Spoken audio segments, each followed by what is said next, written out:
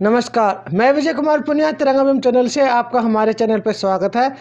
अगर आपने हमारा चैनल सब्सक्राइब नहीं किया तो नीचे लाल रंग का बटन है, उस पर सब्सक्राइब लिखा हुआ है, बटन को दबाएं, चैनल हो जाएगा सब्सक्राइब। आने वाली तमाम खबरें आप लोगों को मिलती रहेगी और आप हमारे साथ ऐसे ही जुड़े रहोगे।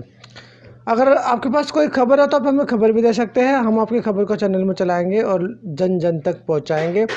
उसके अलावा अगर आप हमारे चैनल से जुड़ना चाहते हो तो आप हमारे चैनल से जुड़ भी सकते हो और हमारे चैनल से जुड़ के लोगों की सेवा भी कर सकते हो, समाज की सेवा कर सकते हो और समाज के अंदर फैल रही बुराइयों के खिलाफ अपनी आवाज़ को बुलंद भी कर सकते हो। अब बढ़ते हैं खबर की तरफ। खबर क्या है? दलितों से संबंधित खबर है, बहुजन समाज से संबंधित खबर है। जो आज एक ट्रेंड चला हुआ बहुजन समाज पे अत्याचारों का, उससे संबंधित खबर है। संविधान को दरकिनार किया जा रहा, उससे संबंधित खबर है। खबर सुनिए। उपनाम छिपाने पर ज़्यादा दलित पास कर पाएंगे साक्षात्कार। यानी कि आपका जो सरनेम होता है, जब आप कोई इंटरव्यू देने जाते हो या एग्ज़ाम में बैठोगे तो आप अगर उस सरनेम को छुपा लोगे तो आप पास हो जाओगे। अगर आपने सरनेम नहीं छुपाया तो आपको नौकरी नहीं मिलेगी। पूरा मामला सिविल सेवा परीक्षा के अभ्यर्थियों के उपनाम छुपा दिए जाए तो ज़्यादा दलित अभ्यर्थी साक्षात्कार पास कर सकेंगे, यानी कि इंटरव्यू को पास कर सकेंगे। सामाजिक न्याय मंत्रालय के दिशा निर्देश पर किए गए एक अध्ययन रिपोर्ट में यह बात सामने आई है।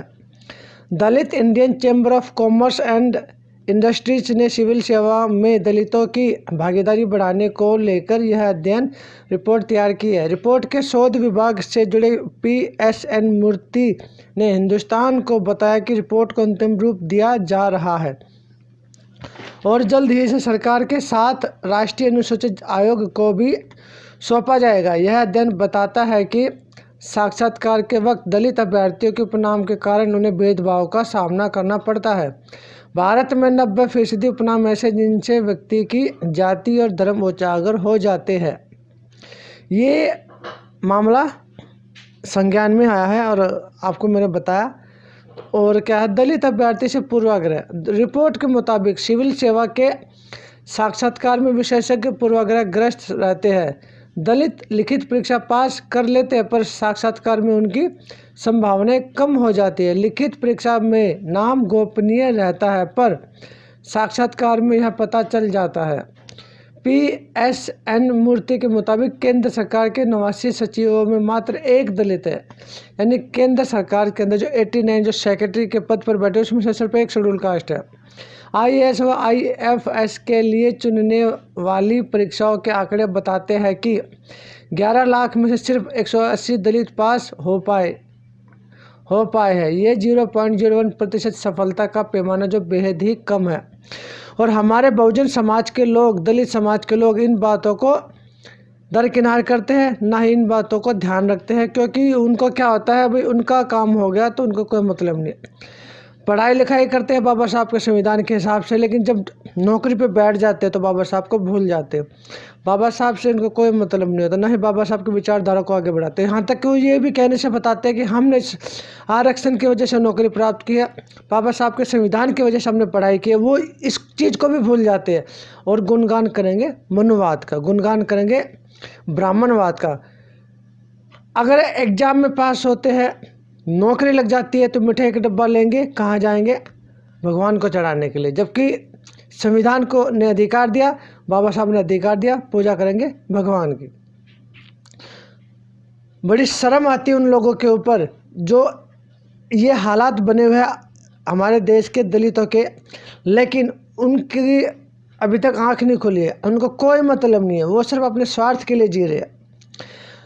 ना जाने कितने विधायक ऐसे जो दलित समाज से आते हैं, सांसद ऐसे जो दलित समाज के आते हैं, लेकिन जब दलित पर अत्याचार होता है तो एक आवाज़ तक नहीं उठती। बहुजन समाज के लोगों को, दलित समाज के लोगों को जागना होगा और वर्तमान के हालात को देखते हुए अपने आप को तैयार करना होगा और बाबा साहब की किताबों को पढ़ना होगा, बाबा साहब की विचारधारा को पढ़ना होगा और बाबा साहब की बातों को आगे बढ़ाना होगा। नहीं तो एक समय आएगा, वैसे तो मैंने आपको पूरी रिपोर्ट में बता ही दिया, समय आ ही चुका है। बड़े शर्म की बात होती है कि जिसमें से 11 लाख में से सिर्फ 180 दलित पास हो पाए। 11 लाख में से 180 दलित, सिर्फ 108 यानी 0.01%। तो बस मैं इतना ही कहना चाहूँगा कि बाबा साहब के विचारों को जानें, बाबा साहब की किताबों को पढ़ें, बाबा साहब के संविधान को बचाएं, बाबा साहब की बातों को आगे भी बढ़ाएं और आगे निकल कर आए, अपने समाज के लिए भी काम करें। नहीं तो तुम्हारे बच्चे कभी आगे नहीं बढ़ पाएंगे। तुम्हारे बच्चों के साथ क्या होगा मुझे नहीं पता, लेकिन होगा बुरा। तो मैं विजय कुमार पुनिया, तिरंगा अभियान चैनल से मुझे दीजिए इजाज़त। धन्यवाद।